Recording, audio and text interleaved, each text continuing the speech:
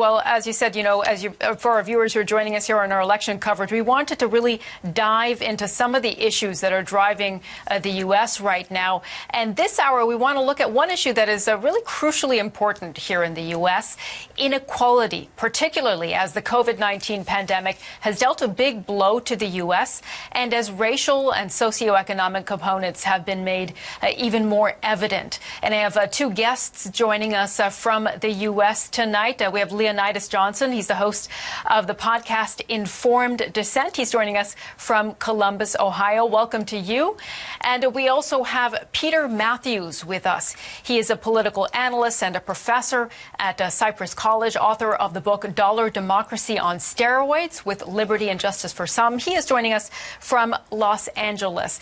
Gentlemen, it is great to have you with us. And just to say, we've been talking about inequality, directly or indirectly all year with the impact of the pandemic. And I just want to bring up the point that inequality in the U.S. does go well beyond Democrat or Republican. There's been a steady rise since 1980 by all measures, from household income to consumption.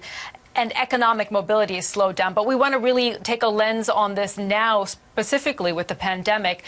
So, Mr. Mathews, I want to start with you because, your individual story is actually one that reflects something that a lot of our viewers who are joining us from abroad might be familiar with, this idea of America as this land of opportunity. You are the child of Indian immigrants who came to the U.S. and were able to build on that American dream. So, do you still see America as the land of opportunity? It's been limited quite a bit since we arrived here, 50 years ago. When I came here at the age of 10, my parents came for graduate work, and they were able to finish and climb the ladder by getting a good job, both the mom and dad. And all four of the children got college degrees with no college tuition because it was virtually tuition-free, very low tuition, no student debt. And so we lived the American dream. Every one of us four children were able to raise families, get graduate degrees, become professionals. And this is a long time ago because nowadays my students who are, 40 years later, these students are having a very difficult time with student debt, with being able to finish their degrees on time because they have to go longer, they have to work 2 or 3 jobs. So I believe the American dream has been curtailed quite a bit, unfortunately, because of the corporate elites who have been basically able to buy or corrupt the American government quite often by paying for campaign contributions and lobbying money. That's the basic crux of my book, actually, Dollar Democracy on Steroids, how to win back the American dream or the middle class dream for all. Okay, so I want to ask you more about that in a moment. For first, I want to get Mr. Johnson's perspective on that very same question, because as I said, we have so many viewers from abroad who are very curious about this. I mean, do you think, Mr. Johnson, that America is still this land of opportunity? Oh, absolutely. Absolutely it is. And, anybody can do anything. They can achieve anything that they put their mind to. There are some limitations and, there's some issues with government control and crony capitalism, as the professor was saying. And, those issues need to be dealt with. Those are on a government level. But at the end of the day, we are products of our own behaviors and choices. And I'm sitting here today as an example of that. I have a bachelor's degree, a master's degree, and my parents didn't go to college. And, these things, everybody is responsible for their own behavior, and everybody can achieve if they put in the work and they have the perseverance. As long as you have an even playing field. You are an African-American as... I just want to follow up on what Mr. Johnson said. You are an African-American as well. So do you not see a racial component to inequality and socioeconomic disadvantages right now in the U.S.? Well, yeah, I mean, there's disparities, but as I always say, the disparities is not always equal bias.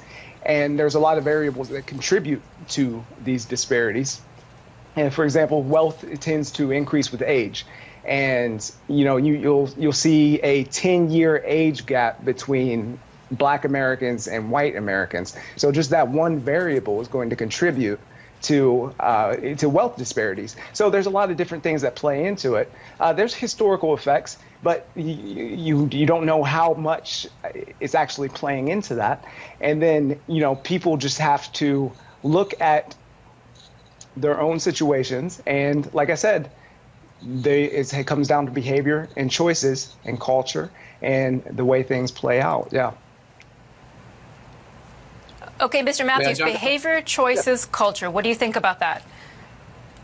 Well, I think you have to go historically back to when African Americans were enslaved here for a couple of hundred years, and they lost so much of income. But even more than that, if you look at the Three-Fifths Compromise in our Constitution, the African Americans are defined as three-fifths of a person in order to give the slave states more electoral votes. We're talking about an election today. The electoral vote system is so biased toward not just small states, but back then it was the largest state, Virginia, one of the largest states, that had 60% of the population was slave population.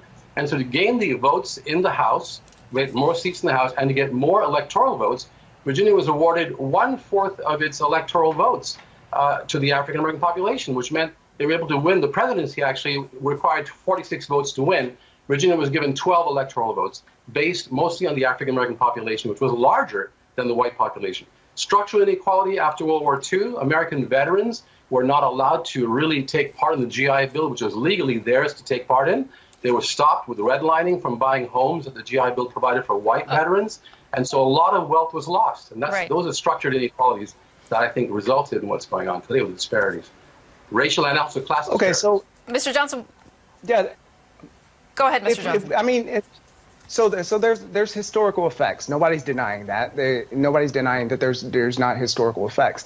But the idea that those historical effects account for all disparities, or even account for any of the disparity at all, is as a giant leap of logic. I live in Appalachia. It's a region in the United States. There's one of the poorest regions in the country. And the poverty rate's like 19% across the region. In some places, like Athens County, Ohio, it's as high as 30%. So you look at a region like that, where people have been in poverty for generations, and most of the people here are white. So the question is, why are they in poverty? Why does that inequality exist among white people, and why is that explanation not good enough to explain black poverty? And so when you zoom into the individual level, I just want to zoom into right now, if I could ask you, Mr. Johnson, and ask this to both of you, starting with you, Mr. Johnson, because we've taken now this historical perspective. But if we come to today and now, what do you think the last 4 years have done to the country in terms of inequality? Because a lot of people accuse President Trump of favoring the wealthy in America, particularly with his tax cuts. Do you think that's the case?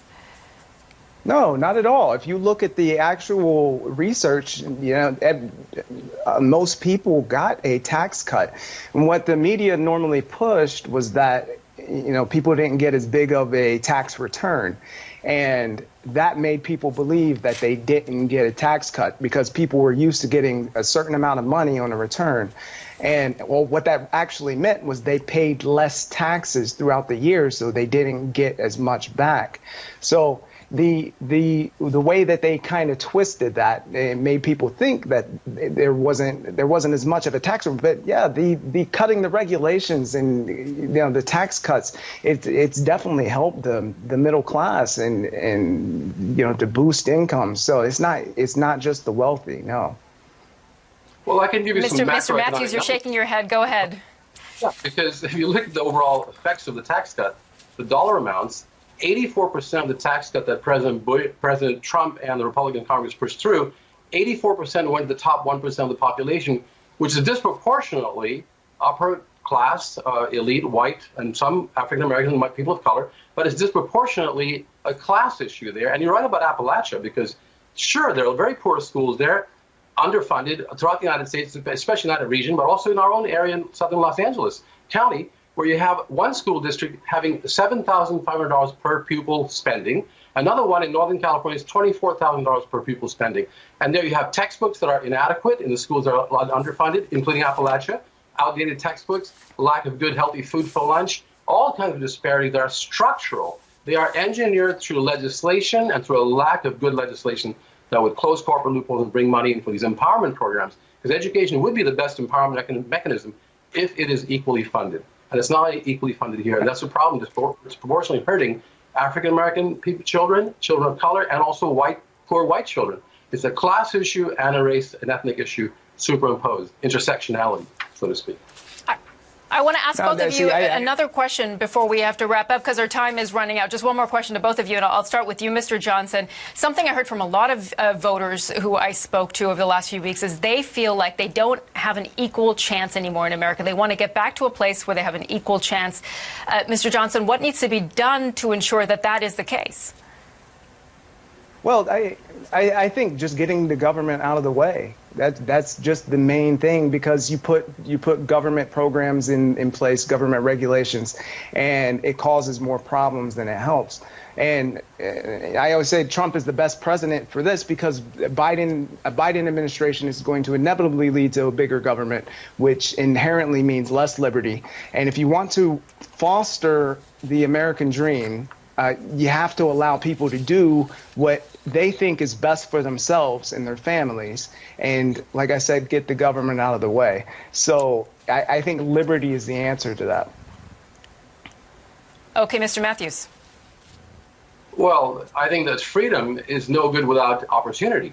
So the freedom to become an educated person to fulfill full human potential will not happen unless you have equal opportunity in terms of equal funding. Tuition-free college would be a great way to go, like we used to have in California. For 20 years, we had tuition-free college when the high-tech boom took off, because many of those people who invented the software, they got tuition-free college at UC Berkeley, Cal State.